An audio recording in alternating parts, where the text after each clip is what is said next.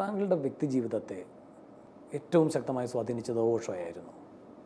അങ്ങനെ ഒരാളുടെ പേര് പറയാൻ പറ്റില്ല. ഓഷോ എന്ന് പറയുന്നത് ഒരു വാക്കെന്നാണ് അല്ലേ? ഓഷ്യൻ ഓഫ് ലവ് അല്ലെങ്കിൽ ഓഷ്യാനിക്, ഒരുപാട് അർത്ഥങ്ങളുണ്ട്.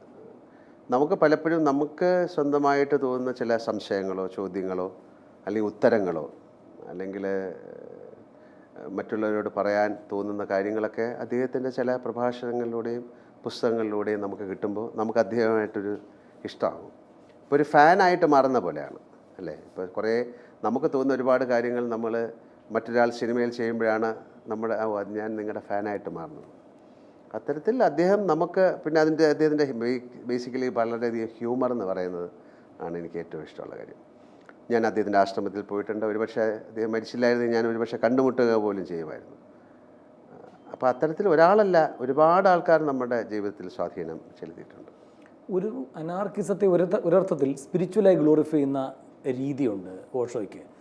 ഒരുപക്ഷെ നമ്മൾ മുമ്പ് വിമർശിക്കപ്പെട്ട പല ദുസ്വഭാവങ്ങളും അതിനൊരു പുതിയ തലം കിട്ടി രജനീഷിനെ വായിച്ചപ്പോൾ അറിഞ്ഞപ്പോൾ. അങ്ങനെയുണ്ടോ താങ്കൾക്ക്? അങ്ങനെയില്ല. അതായത് എൻ്റെ ബേസിക്കായിട്ടുള്ള എനിക്ക് ഏറ്റവും ചലഞ്ചിങ് ആയിട്ടുള്ള ഒറ്റൊരു കാര്യം എന്ന് പറയുന്നത്, ഇപ്പം നിങ്ങൾ എന്നോട് ഈ ഇൻ്റർവ്യൂ ചെയ്തിട്ട് നാളെ പറയാണ് നിങ്ങൾ മിനിഞ്ഞാന്ന് പറഞ്ഞതല്ലല്ലോ ഇന്ന് പറഞ്ഞത് എന്ന് പറഞ്ഞാൽ ഞാൻ പറയും എനിക്കതാണ്, എനിക്ക് ഇന്ന് പറഞ്ഞ കാര്യം നാളെ പറയണമെന്നില്ല. ഒരുപക്ഷെ ഇതേ ഇൻ്റർവ്യൂ നാളെ ചോദിച്ചു കഴിഞ്ഞാൽ ഞാൻ പറയുന്നത് വേറെ ആയിരിക്കും എന്ന് എനിക്ക് തോന്നുന്നൊരു കാര്യം ഞാൻ അദ്ദേഹത്തിൻ്റെ പുസ്തകത്തിൽ വായിച്ചു. അപ്പോൾ അത്തരത്തിലൂടെ എനിക്ക് വളരെയധികം ഇഷ്ടമുള്ള ഒരാളാണ് ഓഷോ. അവസാനമായി ഈ ഓഷോയുടെ ദർശനത്തെ ഏറ്റവും ചുരുക്കി അദ്ദേഹം തന്നെ പറഞ്ഞിട്ടുള്ളത് നൗ ഹിയർ എന്നാണ്. താങ്കൾ അതിനെ എങ്ങനെയാണ് മനസ്സിലാക്കുന്നത്? അദ്ദേഹത്തിൻ്റെ ഏറ്റവും മനോഹരമായ ഒരു വാക്ക് പറഞ്ഞുകൊണ്ട് ഞാൻ ഈ ഇൻ്റർവ്യൂ അവസാനിപ്പിക്കാം.